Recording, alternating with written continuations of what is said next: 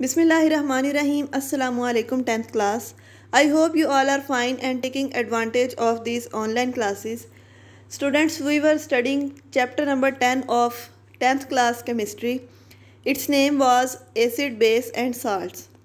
बच्चों, इस चैप्टर के अंदर हम लोगों ने एसिड और बेस के इंट्रोडक्शन को काफ़ी डिटेल से पढ़ा, उसकी हिस्ट्री को डिटेल से पढ़ा कि डिफरेंट साइंटिस्ट ने किस तरह डिफरेंट तरीक़ों से वर्क किया था और एसिड और बेस को डिफ़ाइन किया था। अब हम लोग साल्ट्स को पढ़ने जा रहे हैं। साल्ट्स पढ़ने से पहले मैं आपको एक छोटी सी बात बता दूं कि एसिड और बेस जब एक दूसरे के साथ रिएक्ट करते हैं तो उससे साल्ट बनता है, ठीक है। और वो जो साल्ट्स बनते हैं उसकी स्टडी हम आज डिटेल में करेंगे। तो सबसे पहले हम साल्ट्स की डेफिनेशन देख लेते हैं। Salts are ionic compounds. Salts जो हैं ये आयनिक कंपाउंड होते हैं। जब हमने कंपाउंड पढ़े थे 9th क्लास के अंदर तब डिटेल में डिस्कस किया था कि कंपाउंड मोस्टली 2 टाइप्स के होते हैं, बेसिकली 2 टाइप्स के होते हैं, लेकिन आगे इसकी फर्दर टाइप्स भी होती हैं। जैसा कि बेसिक जो टाइप्स हैं आयनिक कंपाउंड्स और कोवलेंट कंपाउंड होते हैं, और आयनिक कंपाउंड्स के अंदर आयंस मिलकर बनते हैं, क्रिस्टलाइन फॉर्म के अंदर 3 डायमेंशनल स्ट्रक्चर बनाते हैं, उसको हम आयनिक कंपाउंड बोलते हैं। तो साल्ट्स जो से होते हैं ionic compounds generally form by the neutralisation of an acid with a base. जब एसिड की न्यूट्रलाइजेशन करवाई जाती है बेस के साथ तो फिर क्या बनते हैं, साल्ट बनते हैं। न्यूट्रलाइजेशन का मतलब क्या है, उसको न्यूट्रल करना, क्योंकि जब हम लोगों ने पीएच को डिस्कस किया था तो आपको मैंने नॉर्मल पीएच बताई थी कि नॉर्मल पीएच 7 होती है, ठीक है, जबकि एसिड की जो पीएच होती है वो बिलो 7 होती है और बेस की पीएच अबव 7 होती है।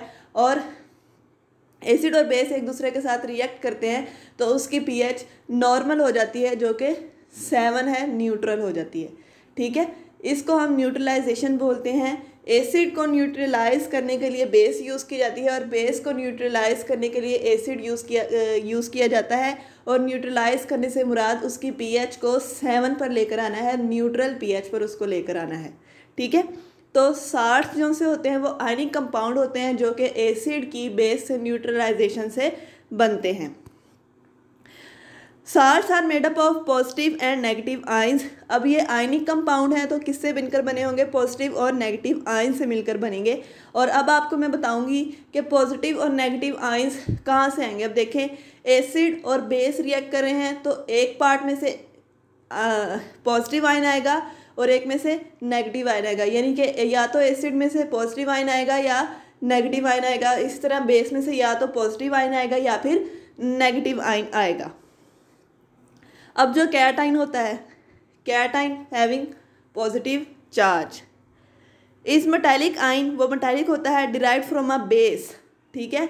जो पॉजिटिव पार्ट आ रहा है आयनिक कंपाउंड का वो कहाँ से आएगा, बेस में से आएगा, और इसको हम बेसिक रेडिकल बोलते हैं। इसको हम बेस से ड्राइव करते हैं, इसलिए इसका नेम बेस की बुनियाद पर रखा जाता है, इसलिए इसको हम बेसिक रेडिकल बोलते हैं, ठीक है। जबकि जो एनाइन होता है वो एसिड में से आता है और उसको हम एसिडिक रेडिकल बोलते हैं। साल्ट्स का, अब जब साल्ट्स का नाम रखा जाता है तो साल्ट्स के नाम जिस मेटल और जिस एसिड से मिलकर वो बन रहा है उन दोनों को मिलाकर उसका नाम बनाया जाता है। मेटल और एसिड से इसका नाम लिया जाता है। नीचे आपको एग्जांपल में एक टेबल दिया गया है, उसमें डिफरेंट मेटल्स और हाइड्रोक्लोरिक एसिड। अब यहाँ पर मेटल डिस्कस की गई है, बेस नहीं डिस्कस की गई। आपको पहले बता दिया गया कि कैटाइन जो से होते हैं वो मेटालिक आयंस होते हैं, यानी कि मेटल बेस के अंदर जो मेटालिक पोर्शन होता है वहाँ से आते हैं, ठीक है। जैसा कि सोडियम हाइड्रोक्साइड बेस है तो उसके अंदर सोडियम मेटल है, पोटाशियम हाइड्रोक्साइड बेस है उसमें पोटाशियम मेटल है, ठीक है। तो वो जो मेटालिक पोर्शन है ना वो एज अ कैटाइन साल्ट के अंदर एक्ट करता है, ठीक है। और मेटल का ही नेम जो है साल्ट के नेम के अंदर यूज़ किया जाता है। फॉर एग्जांपल, पहली एग्जांपल आपको दी हुई है कि मेटल सोडियम है और उसके साथ कौन सा एसिड रिएक्ट कर रहा है, हाइड्रोक्लोरिक एसिड, तो उससे साल्ट जो बनेगा वो होगा सोडियम क्लोराइड, ठीक है। सोडियम मेटल में से आया और क्लोराइड यानी कि Cl नेगेटिव एनाइन जो पोर्शन निकला था वो कहाँ से आया है, एसिड में से आया है। इसी तरह पोटाशियम और नाइट्रिक एसिड का जब रिएक्शन करवाया गया है तो प्रोडक्ट बनती है पोटाशियम नाइट्रेट, जिंक से बनती है जिंक सल्फेट, कैल्शियम और फास्फोरिक एसिड से बनती है कैल्शियम फॉस्फेट, सिल्वर और एसिटिक एसिड से बनती है सिल्वर एसीटेट। ठीक है, इन सब के सिंबल्स और फार्मूलाज आपको आने चाहिए जो कि टेबल के अंदर मेंशन है। अब साल्ट की प्रॉपर्टीज़ क्या होती हैं? Salts are ionic compounds and found in crystalline form. Salts जो से होते हैं आयनिक कंपाउंड होते हैं, क्रिस्टलाइन फॉर्म के अंदर होते हैं। हमने जब आयनिक कंपाउंड पढ़े थे 9th क्लास के चैप्टर नंबर 5 के अंदर आयनिक कंपाउंड की प्रॉपर्टीज़ पढ़ी थी, या फिर फर्स्ट चैप्टर के अंदर भी जब कंपाउंड्स पढ़ा था 9th क्लास में उसमें भी आयनिक कंपाउंड को जब डिस्कस किया था तो उसकी प्रॉपर्टीज़ के अंदर हमने पढ़ा था कि आयनिक कंपाउंड सॉलिड होते हैं और क्रिस्टलाइन फॉर्म में होते हैं। जैसा कि आप घर पर जो नमक खाते हैं आप देखते हैं उसके छोटे छोटे क्रिस्टल्स होते हैं, ठीक है, वो भी साल्ट है। तो आपके पास साल्ट की सबसे बड़ी एग्जांपल आपके घर पर मौजूद है सोडियम क्लोराइड की शक्ल में, ठीक है। They have high melting and boiling point, उनका मेल्टिंग पॉइंट और बॉइलिंग पॉइंट बहुत हाई होता है। Most of the salt contain water of crystallisation, बहुत सारे साल्ट्स के अंदर वाटर ऑफ क्रिस्टलाइजेशन होता है which is responsible for the shape of crystal, और ये जो वाटर ऑफ क्रिस्टलाइजेशन है ये क्रिस्टल की शेप के लिए रिस्पॉन्सिबल होता है। Number of molecules of water are specific for each salt and they are written with the chemical formula of salt. अब देखें, ऐसा नहीं है कि हम जब फार्मूला लिख रहे हैं तो हम किसी के साथ जितने मर्जी नंबर ऑफ वाटर मालिक्यूल्स लगा दें। हर साल्ट के अंदर specific number of water molecules होते हैं और हम उतने ही लिख सकते हैं और उतने ही उसके केमिकल फार्मूला के अंदर लिखे जाते हैं। जैसा कि कॉपर सल्फेट है, कॉपर सल्फेट का फार्मूला होता है CuSO4 और उसके साथ 5 वाटर के मालिक्यूल्स होते हैं। ये 5 वाटर के मालिक्यूल्स वाटर ऑफ क्रिस्टलाइजेशन कहलाते हैं और इसके फार्मूला के अंदर ऐसे राइट किए जाते हैं। उसके बाद है कैल्शियम सल्फेट। कैल्शियम सल्फेट का फार्मूला होता है CaSO4 और उसके अंदर 2 वाटर के मालिक्यूल्स होते हैं, वो उसके फार्मूला के अंदर उसके साथ लिखे जाते हैं CaSO4.2H2O। Next is salts are neutral compounds. Salts जो से होते हैं न्यूट्रल कंपाउंड्स होते हैं। Neutral compound means they have pH 7 although they do not have equal number of positive and negative ions।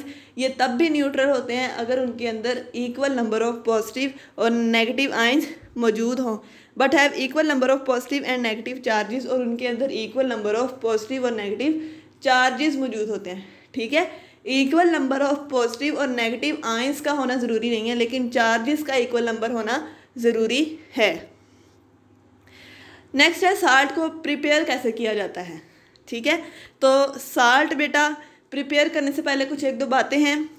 Salt में भी वाटर सोलबल और इनसोलबल।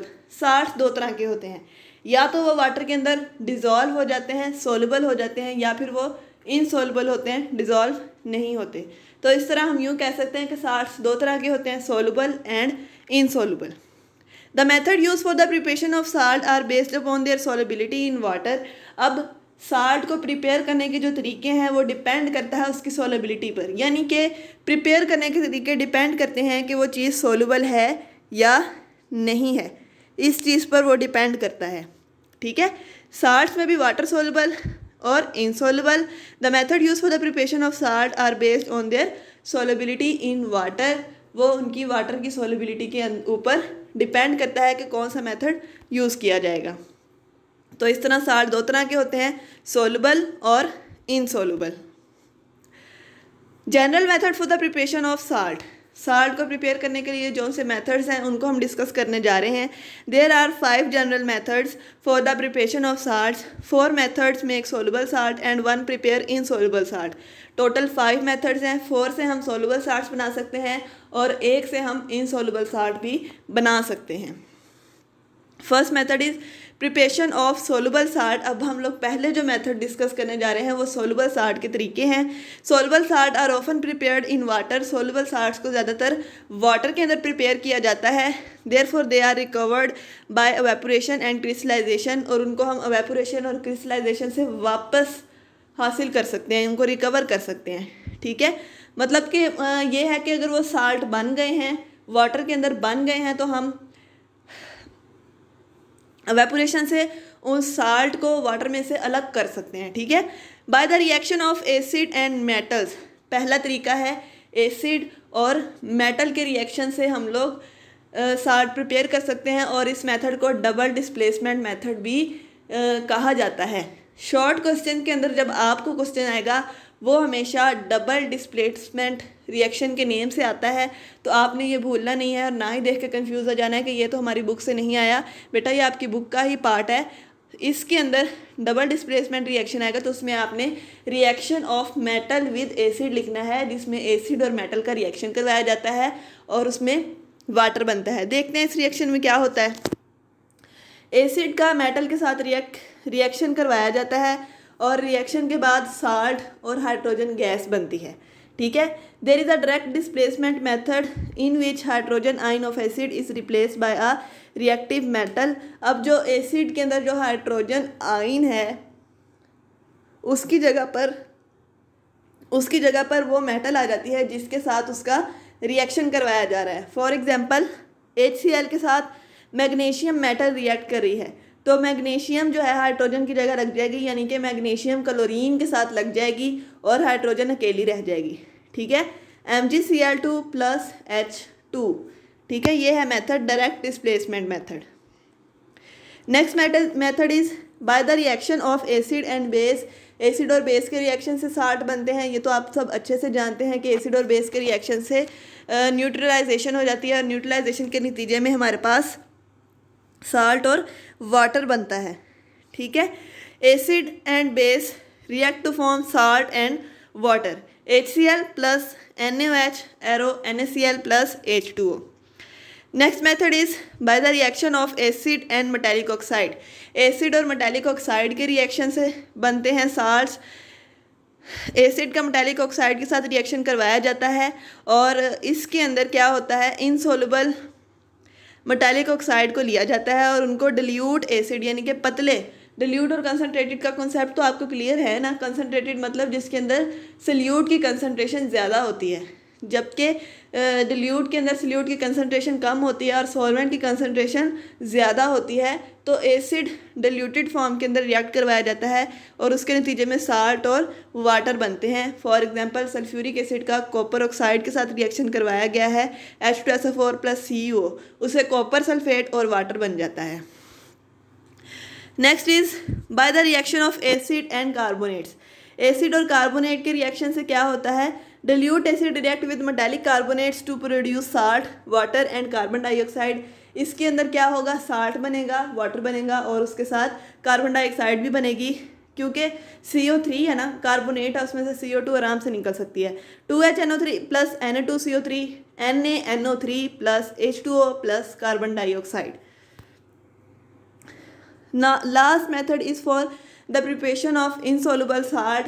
इस मेथड से हम लोग सोल्युबल और इनसोल्युबल साल्ट दोनों ही प्रिपेयर कर सकते हैं, लेकिन अगर इनसोल्युबल साल्ट की बात की जाए तो इनसोल्युबल साल्ट सिर्फ इस मेथड से प्रिपेयर होते हैं, जबकि बाकी मेथड से सारे सोल्युबल साल्ट बनता है, किसी में भी इनसोल्युबल साल्ट नहीं बनता। In this method usually solution of soluble salt are mixed. Soluble salt को मिक्स किया जाता है। During the reaction exchange of ionic radicals take place to produce 2 new salts. Ionic radicals एक दूसरे के साथ चेंज होते हैं और जिससे 2 नए साल्ट बनते हैं। इनमें से एक होता है इनसोल्युबल साल्ट और दूसरा होता है soluble salt. The insoluble salt precipitate, insoluble salt जो सा होता है वो प्रेसिपिटेट बना देता है, यानी कि छोटे छोटे क्रिस्टल्स की फॉर्म के अंदर आ जाता है, उसको हम प्रेसिपिटेट बोलते हैं, या सॉलिड फॉर्म में आ जाता है, ठीक है।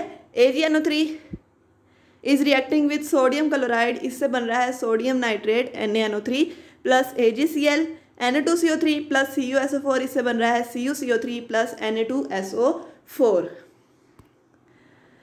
ऐसे हम लोग साल्ट की प्रिपरेशन कर सकते हैं। उम्मीद है आपको समझ आ गई होगी। साल्ट को आपने माइंड में रखना है कि इसकी pH हमेशा 7 होती है, इसकी ये न्यूट्रल होता है नेचर, आयनिक इन नेचर होता है, इसकी क्रिस्टलाइन स्ट्रक्चर होता है, क्रिस्टलाइन फॉर्म के अंदर एग्जिस्ट करता है, और इसकी प्रिपरेशन के लिए कौन कौन से मेथड यूज़ किए जाते हैं ये शॉर्ट क्वेश्चन के पॉइंट ऑफ व्यू से इम्पोर्टेंट है।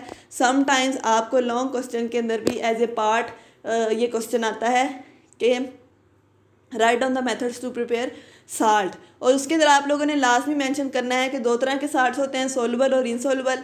5 मेथड्स होते हैं प्रिपेयर करने के, जिनमें से 4 मेथड से सोलबल साल्ट बनता है और 1 मेथड से इनसोलबल साल्ट बनता है। अल्लाह ताला आपको अपने हिफ्ज़ व ईमान में रखे। अल्लाह हाफिज़।